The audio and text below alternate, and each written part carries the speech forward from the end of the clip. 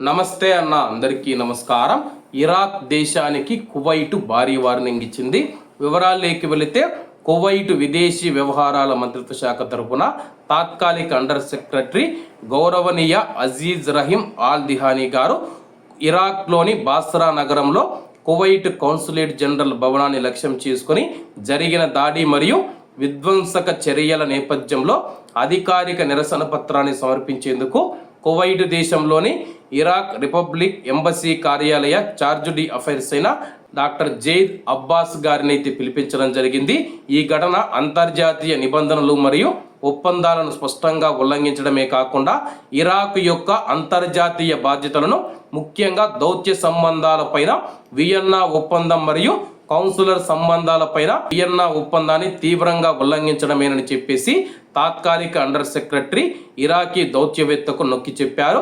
ఈ ఘటన ప్రమేయం ఉన్న వారందరినీ గుర్తించి వెంబడించి జవాబుదారీగా నిలబెట్టడానికి, ఇలాంటి చర్యలు పునరావృతం కాకుండా చూసుకోవడానికి మరియు ఇరాక్లోని అన్ని కువైట్ దౌత్య కార్యాలయాల భద్రతా రక్షణను పెంపొందించడానికి అవసరమైన చర్యలు అమలు చేయడానికి ఇరాక్ అధికారులు తక్షణ నిర్ణయాత్మక చర్యలు తీసుకోవాల్సిన అవసరాన్ని ఆయన మరింతగా నొక్కి చెప్పారు.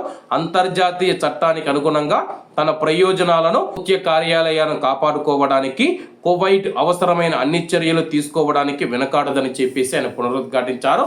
అలాగే ఇరాక్లోని బాస్రా నగరంలో ఉన్న కువైట్ కౌన్సులేట్ పైన కొంతమంది నిరసనకారులు దాడి చేయడం జరిగిందనమాట.